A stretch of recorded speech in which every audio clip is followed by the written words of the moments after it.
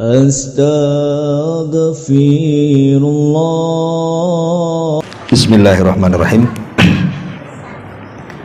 Assalamualaikum warahmatullahi wabarakatuh. Waalaikumsalam warahmatullahi wabarakatuh. Alhamdulillah wassalatu wassalamu ala Rasulillah wa ala alihi wa sahbihi wa mawalah wa la hawla wa la quwwata illa billahi wa ba'du. Alhamdulillah, segala puja dan puji hanya milik Allah subhanahu wa ta'ala. Salawat dan juga salam senantiasa kita hadiahkan kepada Rasul kita Nabi besar Muhammad sallallahu alaihi wa ala alihi wasallam. Karena memang tidak ada kitab yang dikaji, karena di beberapa tempat kalau kajian memang pakai kitab biasanya ya. Karena di sini tidak ada atau belum ada kitab, maka kajian kita mungkin tematik dulu. Dan untuk pagi menjelang siang ini kita akan membahas satu hadis Nabi Sallallahu Alaihi Wasallam yang cukup bagus sekali. Hadis ini dikeluarkan oleh Imam Al-Bukhari dan juga Muslim dari Abi Sa'id Al-Khudri Ibn Malik Ibn Sinan radhiyallahu anhuma. Baik, kita akan baca hadisnya baru kita jabarkan. An Abi Sa'id Sa'd ibn Malik Ibn Sinan radhiyallahu anhuma anna nasan minal ansari sa'alu Rasulullah sallallahu alaihi wasallam fa'atahum thumma sa'aluhu fa'atahum hatta nafida ma indahu faqala lakum hina anfaqa kulla syai'in biyadihi ma yakun indi min khairin falan addakhirahu ankum wa man yasta'fif yu'ifhu Allah ta'ala wa man yastagni yugnihi Allah ta'ala wa man yatasabbar yusabbirhu Allah ta'ala wa ma u'tiya ahadun ata'an khairan wa awsa' minas sabri. Dari Abu Sa'id Al-Khudri Sa'd ibn Malik ibn Sinan radhiyallahu an, ada beberapa orang-orang dari kalangan Ansar datang meminta sedekah kepada Nabi sallallahu alaihi wasallam. Lalu beliau memberikan sesuatu pada mereka, kemudian mereka meminta lagi, beliau memberikannya lagi, sehingga habislah harta Nabi sallallahu alaihi wasallam. Kemudian setelah habis harta Nabi sallallahu alaihi wasallam karena disedekahkan kepada orang-orang yang datang meminta-minta, maka Nabi sallallahu alaihi wasallam mengatakan, apa saja kebaikan, maksudnya harta yang dimiliki Rasul, maka aku tidak pernah menyimpannya sehingga aku berikan kepada kalian semuanya. Kemudian Rasul SAW berwasiat, barang siapa yang menjaga diri dari meminta-minta pada orang lain, maka akan diberikan kecukupan oleh Allah Subhanahu wa ta'ala. Kemudian kata Nabi SAW, dan barang siapa yang merasa dirinya cukup, artinya cukuplah Allah yang ada padanya tanpa harus bersandar kepada manusia, maka Allah Subhanahu wa ta'ala akan berikan kekayaan pada hati dan jiwanya. Kemudian Nabi juga mengatakan, dan barang siapa yang berlaku sabar, maka akan dikaruniai kesabaran oleh Allah. Kemudian di ujung hadis Rasul mengatakan, tidak ada seorang pun yang dikaruniai satu pemberian yang jauh lebih baik dan lebih luas dibandingkan kesabaran. Hadis ini disepakati Bukhari dan Muslim. Baik, kita jelaskan satu hadis ini karena hadis ini bagus sekali untuk kita jadikan renungan bagaimana harus menjalani kehidupan di dunia ini. Ma'asyiral muslimat, ibu-ibu yang dimuliakan Allah Subhanahu wa taala. Di sini ada 3 poin yang ingin saya jelaskan berdasarkan poin-poin yang dijelaskan Nabi sallallahu alaihi wasallam. Pertama, bicara soal hukum meminta-minta. Kemudian yang kedua, bicara soal iffah, menjaga kehormatan. Dan yang terakhir yang kita akan bahas adalah bicara soal kesabaran. Ini 3 poin yang dirangkum dalam hadis Nabi sallallahu alaihi wasallam tentang hukum meminta-minta, kemudian menjaga kehormatan dari dosa, kemudian berlaku sabar. Kita kupas satu persatu. Ma'asyiral muslimat yang dimuliakan Allah Subhanahu wa taala. Pertama, bicara meminta-minta. Ada sebuah syair Arab yang mengatakan, la tas'alanna bani Adam hajatan wasalil ladzi abwabuhu la tuhjab. Allahu yaghdabu in tarakta su'alahu wa bani Adam hina yas'alu yaghdabu. Penyair Arab mengatakan, janganlah kalian meminta kepada anak Adam sebuah kebutuhan, tapi mintalah kepada zat yang pintunya tidak pernah tertutup. Maksudnya Allah. Allah akan murka apabila kita meninggalkan dan tidak meminta kepadanya. Tetapi Bani Adam justru akan marah kalau kita selalu meminta. Syair ini sangat bagus sekali, karena di permulaan dia mengatakan jangan pernah meminta-minta kepada manusia, karena sebaik apapun manusia itu ada batasnya, Bu. Sehari, 2 hari, sebulan, 2 bulan, mungkin kita datang ke rumahnya pinjam uang untuk sebuah hajat dan kebutuhan. Boleh jadi masih dikasih itu. Kalau yang sekali 2 kali minta kan masih dikasih, Bu. Apalagi kasihan kan, mungkin dia orang susah gitu ya, pasti dikasih. Kecuali bakhil kan, Bu ya. Tetapi sedermawannya orang, kalau hari-hari datang minta, apa enggak emosi, Bu? Pasti emosi lah, bukan? Masa hari-hari datang untuk pintu minta duit, minta beras, minta ini, minta itu. Pasti manusia itu, baik-baik manusia pun pasti akan jenuh tuh. Asik kamu lagi ya, mintalah ke tempat lain, asik kesini terus. Pasti akan marah kita kalau dimintai terus tuh. Tetapi Allah Subhanahu wa taala berbeda. Kalau kita tidak meminta kepada Allah, justru Allah marah tuh. Itulah bedanya kita dengan Allah tuh. Kalau Allah tidak diminta, justru marah. Kalau kita sering diminta, kita pula emosi. Itulah manusia seperti itu. Makanya kenapa sampai Nabi sallallahu alaihi wasallam mengatakan, "Lau ta'lamuna ma fis su'ali ma masya ahadun ila ahadin yas'aluhu syai'an."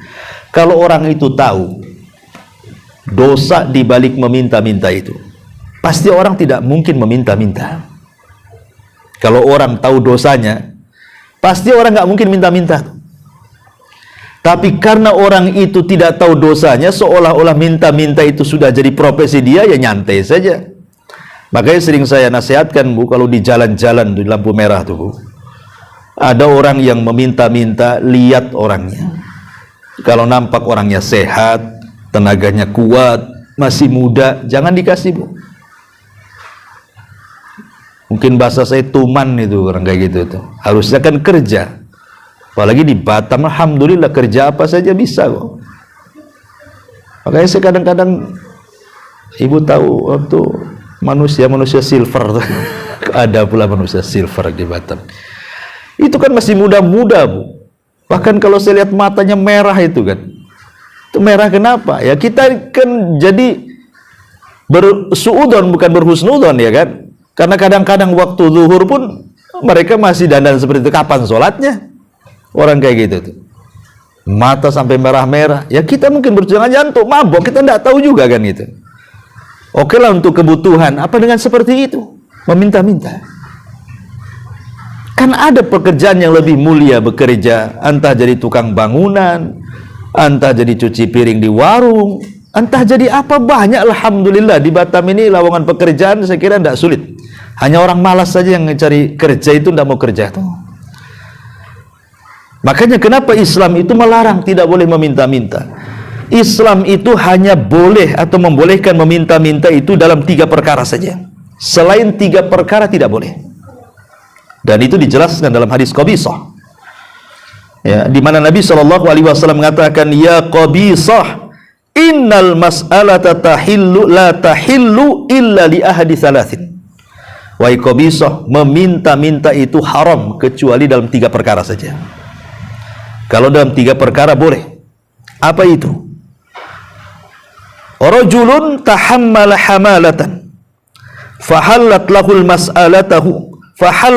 mas'alatu hatta yusibaha thumma yumsika, wa rajulun asabathu jaihah ihtajat malahu fahallat lahul mas'alah hatta yusiba kiwaman min aishin au qala sidadan min aishin, wa rajulun asabathu faqatan hatta yakuma thalathatun min dawil hija min qaumihi laqad asabat fulanan faqatan fahallat lahu al mas'alatahu hatta yusiba kiwaman minal aish.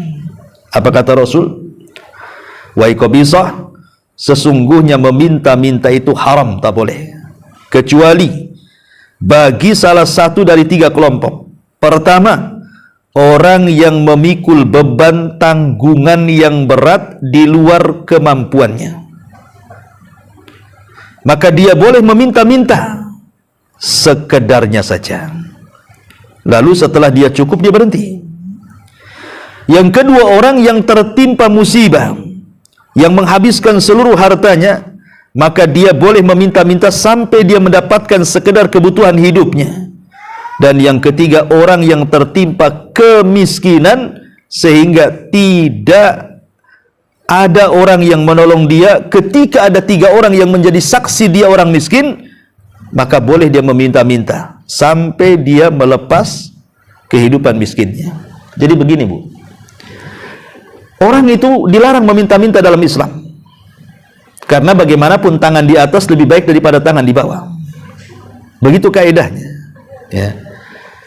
Tetapi Rasulullah SAW itu hanya mengizinkan kepada 3 kelompok. Kelompok yang pertama, memang dia, Allah Subhanahu wa Ta'ala takdirkan dia hendak menolong orang.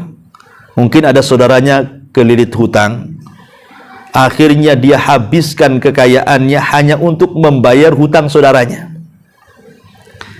Akhirnya jadi miskin dia gara-gara nolong orang. Jadi miskinnya itu gara-gara nolong orang.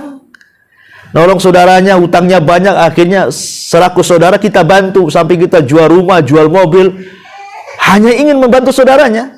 Rupanya Allah takdirkan pula usaha kita jatuh, miskinlah kita gara-gara nolong orang. Lah orang yang seperti ini boleh meminta-minta, tetapi hanya sekedarnya saja sampai usaha dia bangkit dan dia bisa mencari nafkah lagi, baru dilarang meminta-minta. Ini satu. Yang kedua, orang kena musibah, ada tsunami, nerjang rumahnya habis, ada gempa, rubuh rumahnya, tokonya rubuh, akhirnya nggak ada usaha lagi, langsung terjun. Namanya musibah kan nggak tahu tsunami, gempa, kita siapa yang tahu, tahu ada saja, habis harta kita di kena musibah itu, jadi miskin.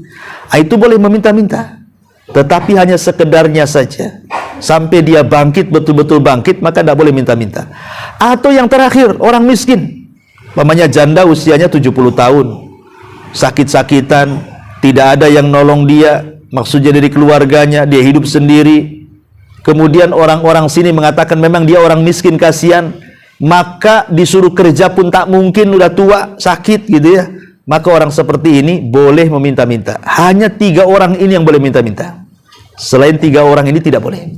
Itu kata Nabi sallallahu alaihi wasallam. Makanya ada perkataan bagus dari Al-Imam Ahmad ibn Hanbal rahimahullah ta'ala. Jadi Imam Ahmad ini ditanya soal hukum meminta-minta. Apa kata beliau? Idza lam yakun indahu ma yughaddihi wa yu'ashshihi. Orang kalau memang tidak ada yang bisa dimakan, baik makan pagi, makan siang atau makan malam, memang gak ada yang bisa dimakan, ya, maka yang seperti ini menjadi darurat, boleh meminta-minta hanya untuk mengganjal perutnya saja. Walaupun kata Imam Ahmad, seandainya dia tidak meminta-minta dalam kondisi seperti itu, maka itu lebih baik, dan dia harus yakin pasti Allah akan memberikan rizkinya kepadanya walaupun tidak minta-minta. Contoh nih, satu kisah, ya. Jadi satu hari Imam Syafi'i dengan Imam Ahmad ini, Imam Syafi'i dengan Imam Malik, itu kan guru sama murid tuh. Imam Malik gurunya, Imam Syafi'i muridnya. Kemudian keduanya berselisih pendapat tentang satu hukum, di mana Imam Syafi'i itu mengatakan bahwa rizki itu harus dicari. Kata Imam Syafi'i, rizki itu harus dicari. Tapi Abu Hanifah mengatakan nggak perlu rizki itu dicari, kata Abu Hanifah. Kenapa? Karena sudah dicatat. Tanpa dicari pun rizki itu pasti akan datang. Itu pendapat Abu Hanifah. Berdebatlah dua ulama ini, guru sama murid ini. Kata Abu Hanifah, rizki nggak usah dicari, nanti datang sendiri. Kata Imam Syafi'i, mana ada rizki datang sendiri, ya dicarilah katanya. Selesai berdebat, Imam Syafi'i pergi. Di tengah jalan Imam Syafi'i ini mendapati orang yang sedang memikul barang. Akhirnya kata Imam Syafi'i, wahai Tuan, mau nggak saya bantu mengangkatkan barangmu? Akhirnya diangkatlah barang sama Imam Syafi'i sampai ke tujuan. Karena Imam Syafi'i sudah berlaku baik mengangkat barang itu, akhirnya kemudian yang punya barang ini ngasih upah kepada Imam Syafi'i itu. Dari sini Imam Syafi'i ada hujah dalam hatinya. Tuh kan, kalau saya tidak bekerja ngangkatkan barang orang, mana mungkin saya dapat duit katanya. Nah, berarti Abu Hanifah ini nggak benar nih katanya. Imam Malik ini pasti nggak benar nih katanya. Masa orang nggak kerja dapat duit katanya. Datanglah dia kepada Abu Hanifah menceritakan soal upah yang didapat dan mengatakan, ya Imam, tadi saya ketemu orang ngangkat barang, saya angkatkan barang, tahu-tahu dia ngasih upah katanya. Tetapi saya ingin berbagi dengan Anda wahai Abu Hanifah. Akhirnya diparoh tuh upahnya itu, dikasihkan kepada Imam Malik separuh upahnya, disimpan oleh Imam Syafi'i separuh. Kata Abu Hanifah, kata Imam Malik, wahai Syafi'i, bukankah sudah kukatakan bahwa tanpa kerja pun orang pasti datang rizkinya? Lah buktinya kamu ngasih saya duit katanya. Saya nggak ikut-ikut mikul kok katanya, tapi saya dapat duit juga katanya. Dari sini, ma'asyiral muslimat yang dimuliakan Allah Azza wa Jalla, yakin bahwa orang itu sudah ditentukan rizkinya. Orang yang meminta-minta itu karena nggak yakin aja sama rizkinya tuh. Kalau dia yakin sama rizkinya, nggak mungkin dia minta-minta. Makanya dalam Islam itu meminta-minta sungguh tercela. Bahkan nanti pada hari kiamat dia akan dibangkitkan, wajahnya tinggal tulang tanpa ada daging. Naudzubillah. Ya. Ma'asyiral muslimat yang dimuliakan Allah Subhanahu wa taala. Makanya ada satu kisah menarik. Hisham ibn Abdul Malik ini kan seorang khalifah, Bu. Hisham ibn Abdul Malik seorang khalifah. Dia haji. Kemudian di Masjidil Haram berjumpa dengan salah satu putranya Ibnu Umar, namanya Salim. Salim ini maula, pembantunya Ibnu Umar. Salim maula Ibnu Umar. Dan dia ulama besar, ulama qiraah. Salim ini ulama hadis juga. Karena Hisham ibn Abdul Malik ini kan menghormati, Bu, menghormati para ulama. Dia khalifah, dia hormati para ulama tuh. Jadi ketika di Masjidil Haram, dia ingin memberikan hadiah uang banyak kepada Salim Maula Ibnu Umar ini, karena memang dia ulama, banyak jasanya gitu ya, mengajar orang. Jadi selaku khalifah dia ingin memberikan hadiah berupa uang yang banyak kepada Salim Maula Ibnu Umar. Apa yang terjadi? Ditolak, tidak mau. Ya. Padahal yang ngasih itu langsung khalifah. Mungkin kalau zaman sekarang Pak Jokowi lah presiden yang ngasih duit. Umpamanya Pak Jokowi datang ke ibu ngasih duit banyak gitu ya, langsung dikasih 1 triliun umpamanya. Tiba-tiba ibu nolak gitu kan. Kira-kira kalau ibu nolak sama yang samping dibilang apa, Bu? Gila tuh ibu tuh katanya. Itu 1 triliun loh. Pasti dibilang gila, Bu. Padahal ibu waras tuh. Ya kan, Bu ya? Orang sekarang kalau nolak duit dibilang gila tuh. Ini Salim dikasih uang banyak sama khalifah, dia tolak dia. Apa kata dia? Jawabannya, wahai khalifah, ya, apakah pantas saya meminta kepada selain Allah sementara saya berada di rumah Allah? Itu jawabannya. Pantaskah saya meminta pemberian dari selain Allah sementara saya berada di rumah Allah, katanya. Karena kan posisinya di Masjidil Haram tuh. Nggak pantas katanya. Saya mendapatkan pemberian dari selain Allah sementara saya berada di rumah yang lebih kaya dibandingkan khalifah, rumah Allah. Karena kekayaan khalifah juga kekayaan Allah gitu ya. Lihat, ditolak tuh sama Salim tuh uang yang banyak dari khalifah itu. Padahal bukan minta loh, Bu, dikasih. Kenapa coba para ulama sampai seperti itu? Dia ingin menjaga izzah namanya, kehormatan.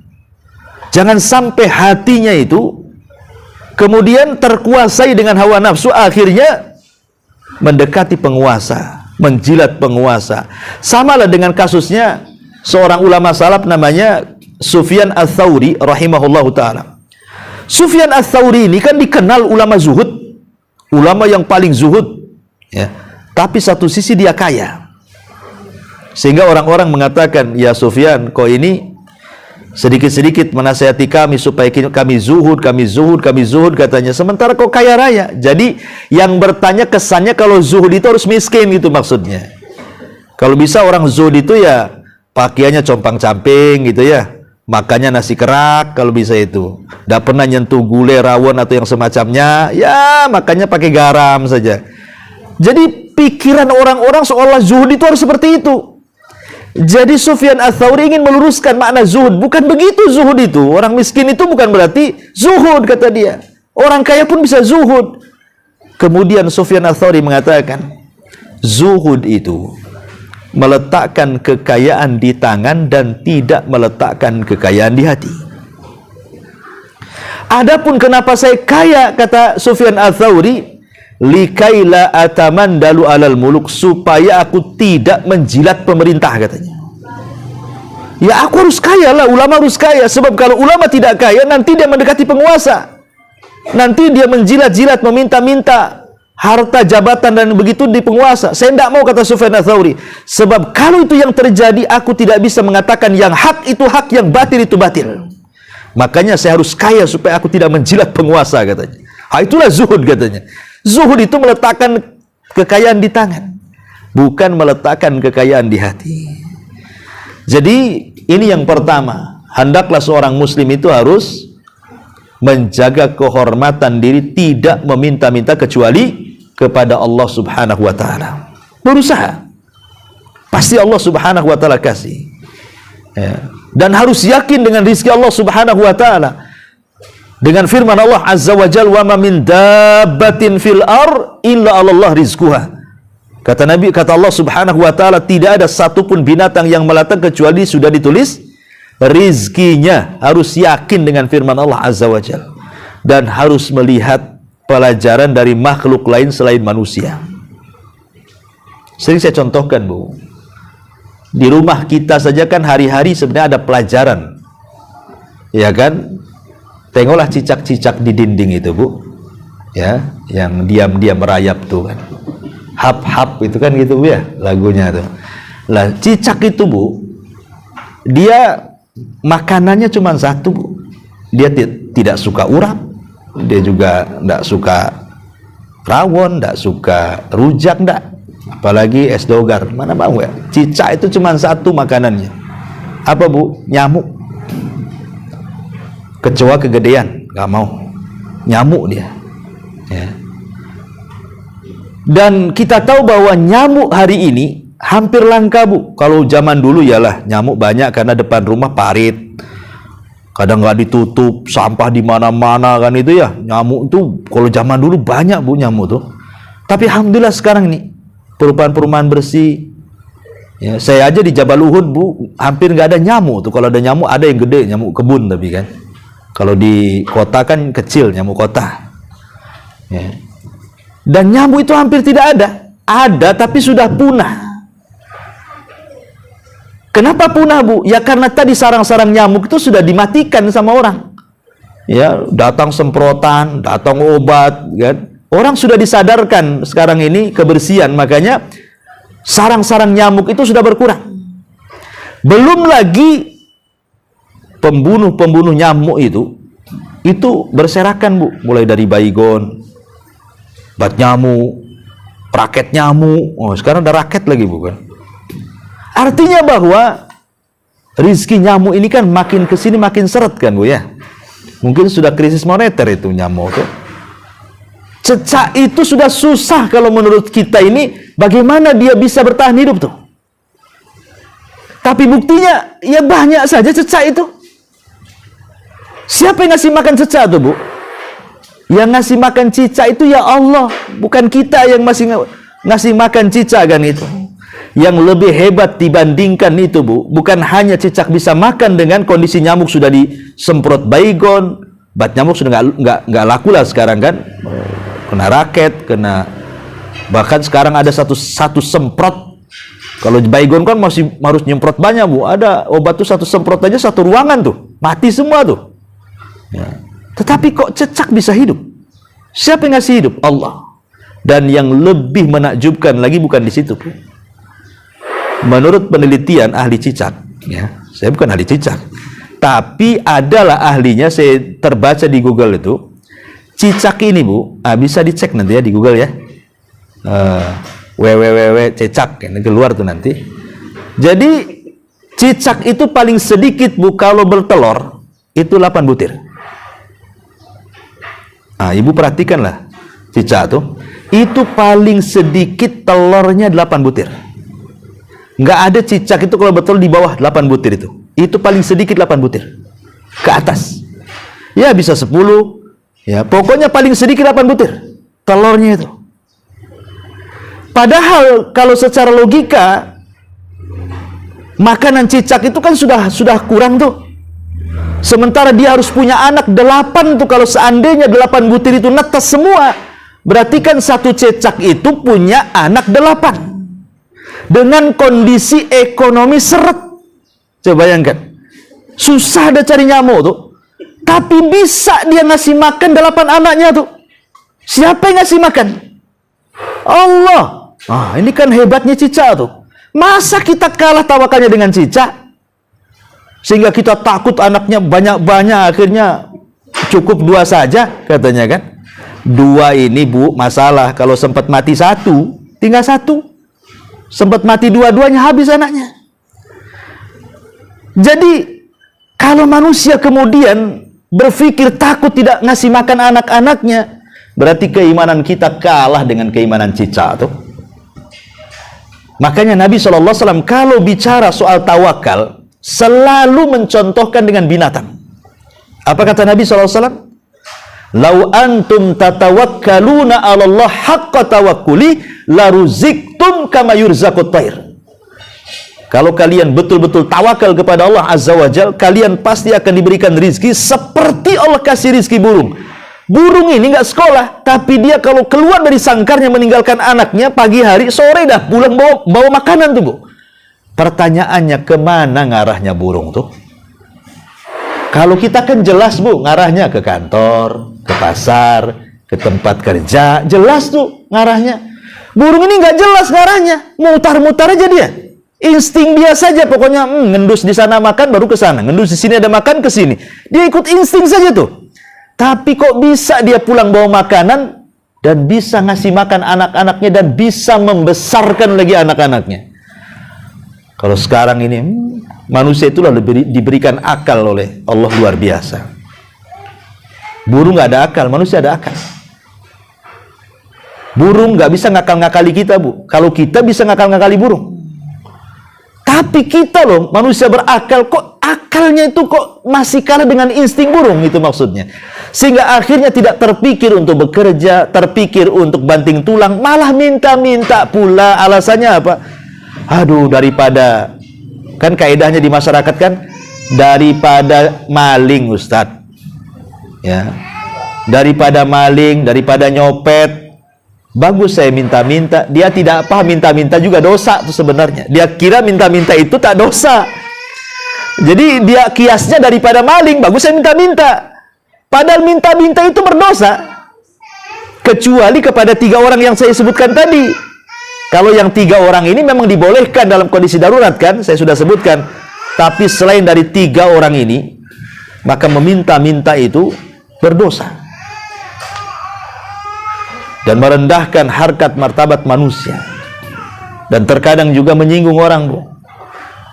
Menyinggung orang, kadang-kadang menakut-nakuti orang dengan penampilan dia. Iya, Bu, kadang-kadang minta-minta, kadang-kadang minta-mintanya dengan lagu ngamen gitu kan. Aduh, kadang-kadang orang ngamen penampilannya kalau nggak ngasih takut dibukul gitu kan. Kalau nggak ngasih ya memang nggak mau ngasih. Akhirnya kan ngasih terpaksa, Bu. Apalagi kemudian yang ngamen ini lagunya ngancam. Ya, oh makin lagi dikasih kan.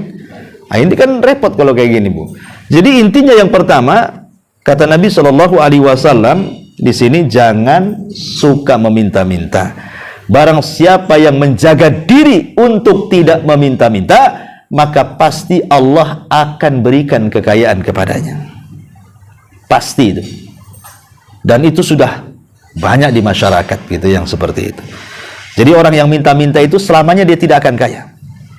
Dia akan terus minta-minta dan akan tetap miskin. Ini yang pertama. Kemudian yang kedua, di sini bicara tentang menjaga kehormatan. Menjaga kehormatan. Apa artinya menjaga kehormatan itu? Atau bahasa Arabnya iffah. Ya. Menjaga kehormatan di sini artinya seseorang menjauhkan dari hal-hal yang diharamkan Allah. Menjauhkan dari hal-hal yang diharamkan Allah Azza wa Jal, seperti melakukan perzinahan, naudzubillah, atau homoseksual, atau disingkat dengan LGBT, ya. Pokoknya hal-hal yang menjurus kepada menghinakan kehormatan kita. Maka siapa yang bisa menjaga kehormatannya, Allah akan jaga kehormatannya. Makanya wasilah-wasilah ataupun perkara-perkara agar kita bisa menjaga kehormatan kita dari perkara-perkara maksiat, Bu. Khususnya maksiat yang tadi saya sebutkan atau yang lainnya. Pertama, cobalah latih supaya kita bisa bertakwa baik dalam kondisi tidak ada manusia ataupun dalam kondisi ada manusia. Ini harus dilakukan, Bu. Karena di zaman sekarang, maaf Bu ya kan, dengan adanya handphone, hampir semua orang pegang handphone. Nenek-nenek aja pegang handphone sekarang, Bu.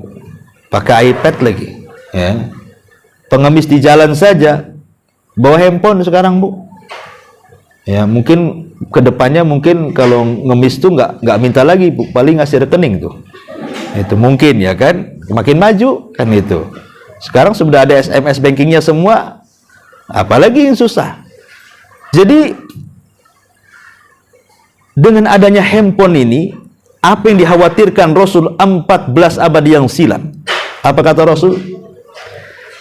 Nanti pada hari kiamat akan didatangkan kepada Allah Subhanahu wa Ta'ala orang yang memiliki pahala sebesar gunung Tihama. Kemudian Allah hancurkan pahalanya gara-gara maksiat yang tidak terang-terangan.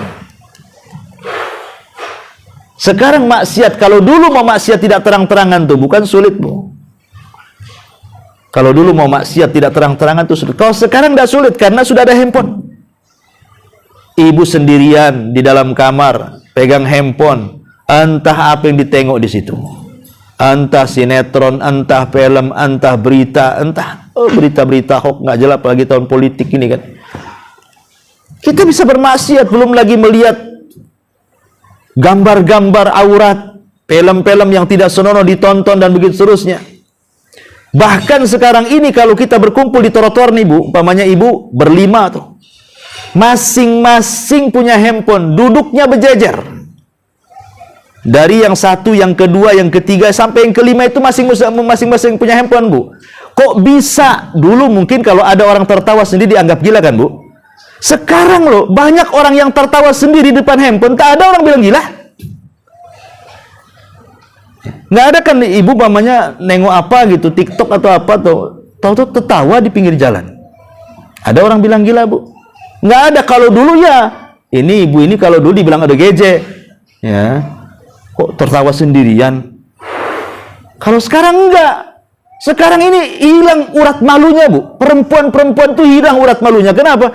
Dia bisa tertawa loh di pinggir jalan nengok handphone. Pada suara perempuan kan aurat tuh. Bisa dia tertawa, na'udzubillah. Yang lebih parahnya lagi urat malunya hilang tuh dia main TikTok pula di jalan tuh.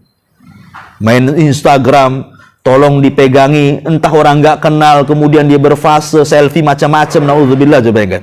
Kan hilang rasa malunya tuh. Itu di luar, bagaimana di dalam? Kalau sendiri-sendiri, rasa malunya di depan orang aja udah hilang, apalagi sendirian, nggak ada orang. Maka handphone ini memang paling banyak menghilangkan pahala. Persis kata Nabi kan, nanti pada hari kiamat itu ada orang datang dengan segudang pahala sebesar gunung Tiamat, tapi hilang dengan maksiat sendiri-sendiri. Ini handphone ini bisa menghilangkan pahala kita, Bu. Makanya saya nasihati ibu kalau punya anak, ya SMP, SMA, minta handphone jangan dikasih. Ya, itu bahaya gitu ya. Kenapa? Karena orang tuanya saja kalau udah main handphone lupa, apalagi anaknya. Ibu aja kalau main handphone itu sampai gosong kalau masak tuh, ya kan? Kadang-kadang begitu. Jangan itu suami di sampingnya aja kayak nggak punya suami. Ada tuh istri tuh mau tidur, bangun tidur yang dilihat handphonenya, suaminya nggak dilihat. Tahu tuh udah ngorok di sampingnya. Lah ini kan gimana ceritanya? Ini kan maksiat juga, Bu. Harusnya kan orang kalau sudah masuk kamar itu ya handphone ditaruh lah, nggak usah ikut-ikut masuk. Itu sudah lain lagi ceritanya. Ini masuk kemana-mana. Bahkan kalau seandainya nih handphone ini jatuh ke sela-sela ranjang, Bu, kemudian ibu bangun, itu yang dicari bukan suami dulu, Bu. Ya, handphonenya dulu. Ya. Ini kan masalah yang seperti ini. Itulah makanya handphone ini sekarang ini alat yang bisa menghapuskan dosa sebesar gunung Tiamat. Makanya nasihat para ulama begini, Bu. Balaslah sebuah dosa itu dengan kebaikan. Kalau kita dalam satu hari itu kita bermaksiat sendiri-sendiri, orang tidak tahu kecuali Allah, dengan ibu saja, duduk di kamar sendiri atau suami lagi nggak ada, duduk di kursi, nonton apa yang ditonton, entah ya namanya iklan-iklan di YouTube, iklan-iklan di Facebook. Kadang-kadang kan aurat-aurat nampak di situ, baik aurat laki-laki atau perempuan. Kita memandang aurat kan nggak boleh, Bu, walaupun lihat di handphone gitu ya. Belum lagi baca berita-berita hoax, belum lagi baca-baca yang na'udzubillah lah di situ, terkandung dosa. Kan ibu sedang bermaksiat yang tidak tahu kecuali ibu dengan Allah kan namanya, dengan handphone itu. Maka kalau kita dalam 2 jam main handphone dan tidak ada yang tahu kecuali Allah isinya maksiat, maka dalam satu hari itu gunakan juga 2 jam untuk ibadah yang tidak ada yang tahu kecuali ibu dengan Allah saja. Harus balance lah. Ya. Bagaimana caranya, Ustaz? Ya zikir lah. Kalau orang tidak tahu kan bisa zikir, astagfirullah, astagfirullah. Jangan dikeraskan ya, orang tahu lah jadinya. Ya cukup astagfirullah, astagfirullah. Kalau ada orang diam dulu, nggak ada orang astagfirullah lagi, atau zikir apa, atau masuk ke kamar baca Quran. Jadi samakan, kalau kita maksiat tidak terang-terangan 1 jam, maka kita beribadah 1 jam juga tanpa terang-terangan. Supaya apa? Kata Nabi SAW, wa atbi'is sayyi'atal hasanata tamhuha. Ikutilah perbuatan buruk dengan kebaikan, supaya kebaikan inilah bisa menghapuskan keburukan, kata Nabi. Ini yang pertama ya, menjaga kehormatan itu adalah bertakwalah kepada Allah, baik dalam kondisi ada atau tidak ada orang. Kemudian yang kedua, berdoa. Penting berdoa ini. Ya, doa ini silahul mukmin. Makanya Nabi SAW senantiasa berdoa untuk diistiqomahkan dalam ketaatan. Kata Ummu Salamah, doa yang paling banyak dibaca Nabi itu apa? Ya muqallibal qulub tsabbit qalbi ala ta'atik. Wahai zat yang membolak-balikan hati, tetapkan hatiku di atas ketaatan kepadamu. Itu doa yang paling banyak dibaca Nabi. Pertanyaannya, mungkinkah Nabi itu dibolak-balik hatinya alias sesat? Mustahil lah, Nabi itu kan maksum. Tapi kenapa dia membaca doa seperti itu? Satu, untuk memberikan contoh kepada umatnya. Yang kedua, walaupun dia seorang Nabi, Nabi tetap khawatir. Kata Nabi kepada Ummu Salamah, ya Ummu Salamah, hati kita itu berada di jari jemari Allah. Allah bisa membolak-balikan siapapun sesat, siapapun dapat hidayah. Kalau Nabi takut kalau seandainya kemudian dia tersesat, padahal tidak mungkin seorang Nabi tersesat, harusnya kita lebih takut lagi. Makanya banyak-banyak berdoa ya kepada Allah agar kita jangan sampai masuk kepada fitnah maksiat tadi. Kemudian kalau takut melakukan zina, ya, takut melakukan hal-hal yang sifatnya mencoreng kehormatan, kalau belum menikah, ya menikahlah, itu caranya. Ya, jadi ibu ini kalau punya anak, sudah anak-anak gadis, udah lulus SMA, suruh mondok tak mau, suruh ngaji tak mau, suruh kerja tak mau, maunya jalan sini jalan sana, ya mungkin udah punya pacar, ibu tak tahu, maka obatnya kawinkan, Bu. Ya, cepat kawinkan saja, jangan lama-lama. Itu obat dia tuh. Kalau nggak dikawinkan, dia keluyuran terus itu. Nah, kecuali dia mau belajar agama, mau teruskan ke pesantren, ya bolehlah agak telat-telat. Tapi kalau sudah ada alamat nakal nih, ya, sudah berani melawan orang tuanya, sudah suka dengan lawan jenisnya, itu obat terbaik, kawinkan saja. Segera kawinkan, ya, supaya jangan banyak lagi dosa yang dilakukan dia. Termasuk juga saddu adz-dzara'i, mencegah hal-hal sebelum terjadinya kerusakan. Kalau dengan melihat majalah bisa mengantarkan ke zina, maka bakar majalahnya. Kalau dengan ikhtilat kemudian mengantarkan kita kepada zina, maka jangan ikhtilat.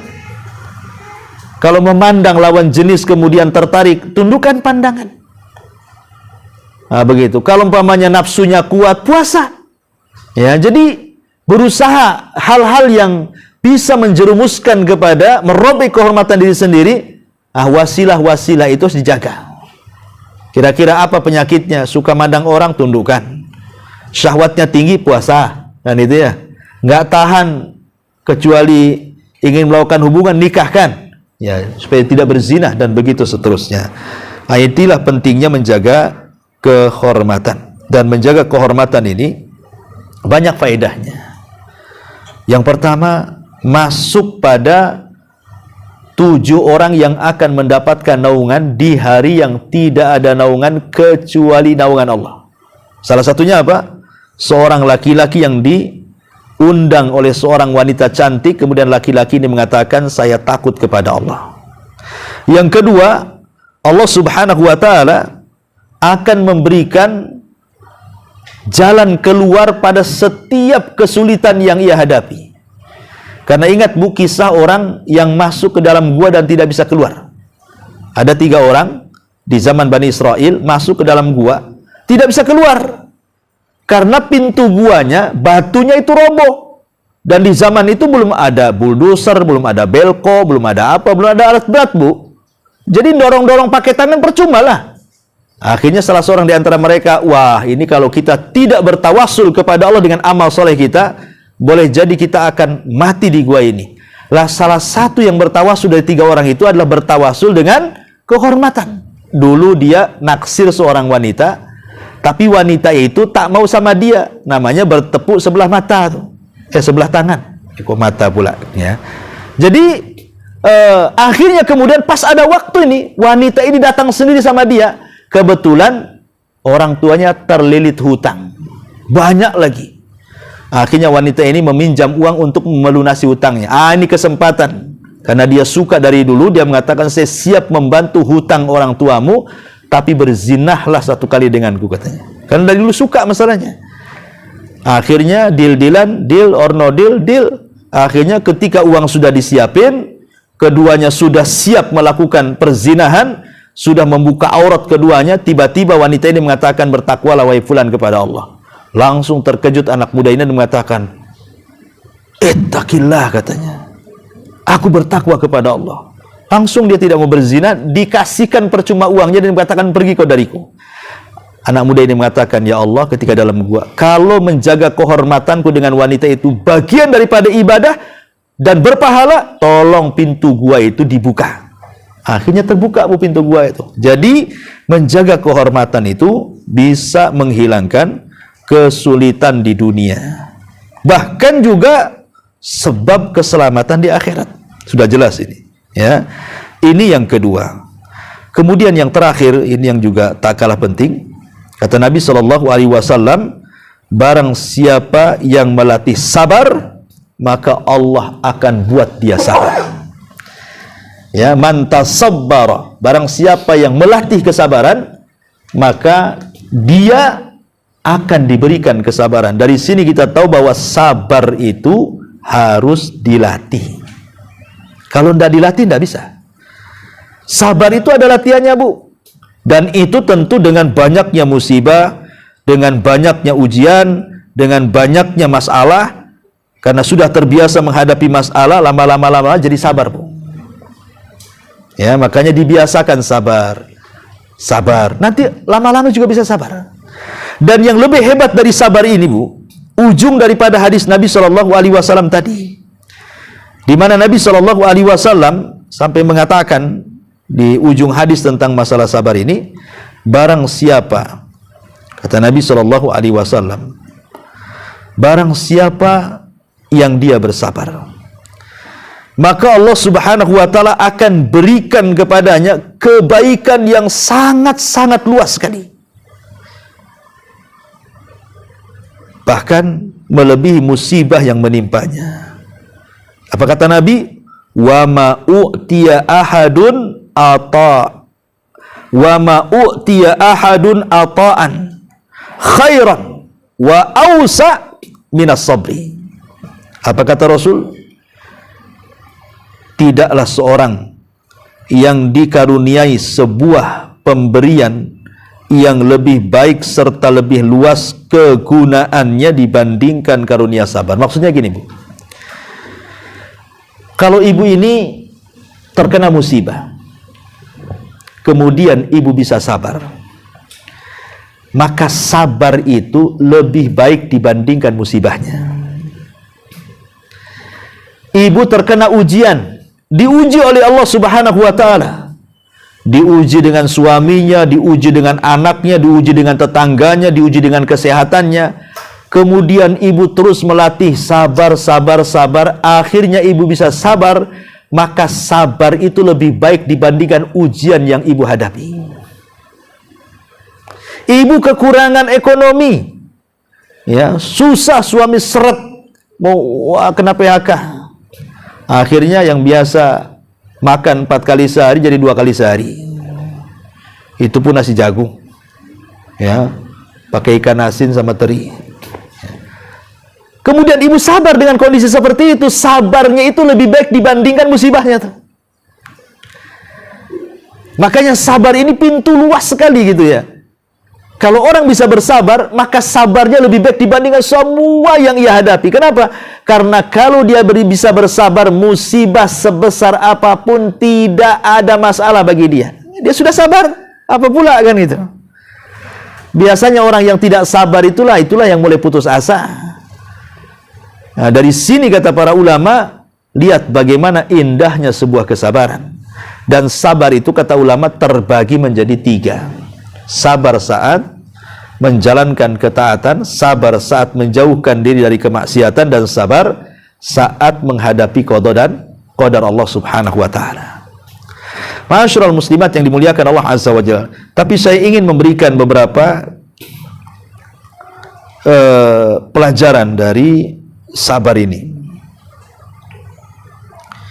Yang pertama yang harus ibu pahami tentang masalah sabar ini, yang pertama, bahwa di dalam sabar ini, kalau orang bisa sabar, dikatakan oleh Al-Hasan Al-Basri, dia mengatakan apa? As-sabru kanzun min kunuzil jannah. Sabar itu satu perhiasan mahal dari perhiasan-perhiasan sorga. La yu'tihillahu illa liman akramahullah. Allah tidak akan memberinya kecuali bagi hamba yang Allah muliakan. Kalau hamba ini tidak diberikan kesabaran, berarti orang ini tidak dimuliakan tuh. Ketika orang bisa bersabar, berarti mafhumnya Allah sedang memuliakan dia dengan kesabarannya. Makanya kalau seandainya nih ada orang yang sudah bersabar, contoh saja sakit, ya, dia sudah berusaha mengobati, datang ke dokter, datang ke apotek beli obat, tapi juga tak kunjung-kunjung juga sembuh. Bukan berarti tak kunjung-kunjung sembuh dengan setelah dia usaha dan berupaya dan berdoa, maknanya berarti Allah sedang mengutuk dia. Sebab kalau tidak mengutuk dia, kenapa tidak disembuhkan? Padahal sudah upaya dan usaha sudah dilakukan. Jangan begitu cara berfikirnya. Karena ada orang-orang yang ketika sakit itu berfikir ke situ, sehingga setan datang kemudian memberikan was-was, lebih baik aku mati daripada hidup. Aku sudah 2 tahun kayak gini terbaring, kasihanlah orang yang merawatku. Asli doanya ingin mati, ingin mati, ingin mati. Padahal Rasul melarang. Tidak boleh salah seorang di antara kalian itu berangan-angan ingin mati. Kenapa? Boleh jadi kalau Allah sembuhkan, dia bisa menambah amalannya. Atau kalau Allah tidak sembuhkan, tetapi Allah tidak wafatkan, berarti ada kesempatan untuk bertobat dari dosa-dosanya. Ya, karena sakitnya penggugur dosa. Ada surga yang tidak bisa diraih dengan sholat, dengan zakat, dengan puasa, dengan ibadah-ibadah perbuatan. Ada ibadah itu, ibadah perbuatan itu tidak bisa kita meraih surga, hanya bisa diraih dengan kesabaran. Dan tidak mungkin orang bersabar kecuali ditimpa dengan berbagai macam masalah, baru dia bisa sabar. Ya, makanya ada beberapa wasilah bagaimana supaya kita sabar. Ini tipnya, saya kasih tip. Yang pertama, cobalah merenung ayat-ayat Al-Quran, di mana Allah mengatakan wala nabluwannakum bisyai'in minal khaufi wal ju'i wa naqsi minal amwali wal anfusi wath thamarat wa basyiris sabirin alladzina idza asabathum musibatun qalu inna lillahi wa inna ilaihi raji'un. Renungkan ayat ini, bahwa kami akan menguji kalian dengan sedikit dari takut, sedikit dari lapar, sedikit dari kekurangan harta dan jiwa, serta buah-buahan. Kemudian Allah mengatakan apa? Berbahagialah orang-orang yang sabar. Ya, berarti orang yang kena musibah itu berbahagia. Kenapa? Karena mereka dapat 3 keutamaan dalam ayat ini. Apa itu? Alladzina idza asabathum musibatun qalu inna lillahi wa inna ilaihi raji'un ulaika alaihim. Ini kemuliaannya. Mereka akan mendapatkan doa, salawat dari Rabb mereka. Wa rahmah, dan juga rahmat kasih sayang Allah. Wa ulaika humul muhtadun, dan mereka akan dapat hidayah. Lihat, orang sabar akan diberikan 3 perkara. Pertama, pujian dari Allah. Yang kedua, rahmat dari Allah. Yang ketiga, hidayah dari Allah. Ini yang kita cari 3-3-nya. Ya. Kemudian yang kedua, mintalah kepada Allah pada setiap musibah yang menimpa kita. Ingat, karena yang menimpakan musibah Allah, yang mengangkatnya juga Allah. Kemudian yang ketiga, Ingat, an ya'lama anna ma asabahu muqaddarun minallah, bahwa apapun musibah yang menimpa kita itu semua takdir Allah, bukan dibuat-buat. Itu takdir Allah Azza wa Jalla semuanya. Kemudian yang keempat, mengingat tentang musibah-musibah yang pernah dialami orang sebelum kita. Paling mudah lihat di sekeliling kita, Bu. Tidak usahlah kita melihat sejarah bagaimana sabarnya Nabi Ayub, bagaimana sabarnya Nabi Yusuf, bagaimana sabarnya para sahabat, bagaimana sabarnya Nabi SAW. Ya, tidak perlulah kita lihat di sekeliling kita saja, Bu. Di sekeliling kita itu. Ya, mungkin ibu punya kawan, kemudian ditimpa sakit, kok sabar kali. Apakah saya bisa seperti dia? Mudah-mudahan saya seperti dia. Mungkin adalah kawan-kawan ibu yang sakit itu mereka sabar. Contoh dia. Ya, sebelumnya kita juga mencontoh kesabaran Nabi, mencontoh kesabaran sahabat, tentu kan. Tapi madrasah yang paling dekat kan di sekeliling kita, Bu. Coba di sekeliling kita itu ada orang yang kena sakit, stroke, akhirnya marah-marah. Janganlah kita kayak dia. Yang satunya lagi kalau kena musibah itu, kayak gak terima tuh. Ngomong ke sana kemari, janganlah seperti dia. Jadi pelajaran di sekitar kita tuh, bahwa bukan kita aja yang kena masalah, orang pun kena masalah juga kok, kan itu. Sebab kalau kita berpikir kita aja yang kena masalah, ini kita tidak bisa mengambil pelajaran namanya dari orang luar. Kemudian juga yang nomor 5, an yatajannab al-jaza'. Jauhi keluh kesah, karena nggak ada manfaatnya keluh kesah itu. Apa manfaat keluh kesah itu? Karena gini, Bu, ini jeleknya di masyarakat nih, Bu. Yang nggak tahu, mungkin mudah-mudahan nggak ada lah yang ikut ngaji di sini. Jadi ada orang itu kalau ketemu, Bu, ceritanya susah aja tuh. Gimana kondisi susah. Besok ketemu lagi, macam mana sekarang? Tak tahu, masih susah. Nanti ketemu minggu depan lagi tuh, gimana sudah baik kan? Susah aja kalau ketemu, Bu. Ada orang kayak gitu kan, Bu. Ceritanya itu kalau duduk sama dia tuh ngeluh saja kayak. Kok seperti itu ada orang itu ya? Padahal kita tahu bahwa jangan sampai kita ini mengeluh. Kalau bisa pasrahkan diri kepada Allah. Kemudian yang nomor 6, yakini bahwa nikmat dunia ini, senikmat-nikmatnya dunia itu, Bu, pasti hilang. Pasti ada waktunya. Buktinya artis-artis yang dulu mungkin idola ibu ya, tahun 60-an itu, sekarang coba, Bu, lihat mukanya. Mukanya sudah nggak berbentuk, udah nenek-nenek, sebagian mereka udah pakai tongkat, sebagian mereka udah mati pun kan itu. Apa diidolakan? Nggak ada. Dunia ini sehebat apapun, orang kaya pasti akan tumbang. Pejabat ada berhentinya, orang sehat ada sakitnya. Tapi kehidupan sorga itu kekal abadi. Maka ingat, kalau kita kena musibah, maka bandingkan dunia dengan akhirat. Supaya tenang, maksudnya begitu ya. Kemudian juga agar mengetahui bahwa terkadang musibah ini ujian dari Allah Subhanahu wa taala, agar Allah tahu keimanan kita ini jujur ataukah tidak jujur. Kemudian juga supaya mengetahui bahwa peritnya dunia ini tidak seindah manisnya akhirat. Kemudian juga yang selanjutnya, agar dia menyaksikan boleh jadi musibah yang menimpa dia itu karena dosa-dosa yang pernah dilakukannya. Kita tidak tahu, mungkin Allah sedang membersihkan dosa kita sehingga memberikan musibah, kan kita tidak tahu ya. Atau kalau merasa tidak punya dosa dari kecil jadi orang baik, boleh jadi itu untuk mengangkat derajat dia. Bisa saja seperti itu. Dan begitu seterusnya, pembahasan masalah sabar ini panjang ya, Bu ya. Tapi inti daripada hadis ini mengajarkan kepada kita 3 poin. Yang pertama, jaga diri, mencukupkan kepada Allah, jangan menjadi orang yang meminta-minta. Yang kedua, jaga kehormatan dengan cara menjauhi hal-hal yang bisa mengarahkan kepada kemaksiatan. Dan yang terakhir, agar kita bersabar kepada Allah, sabar saat melaksanakan ketaatan, sabar saat menjauhkan kemaksiatan, dan sabar ketika menghadapi qada dan qadar Allah Subhanahu wa taala. Wallahu alam. Sampai di sini kajian hadis ini. Silakan kalau ada yang mau bertanya. Kita buka tanya jawab sebentar.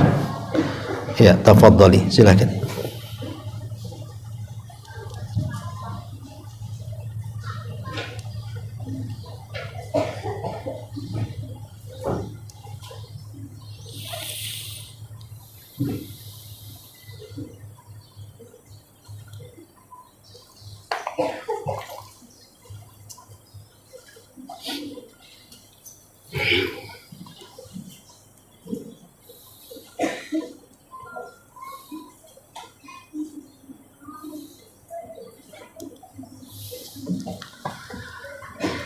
Ya, karena masih malu-malu nampaknya.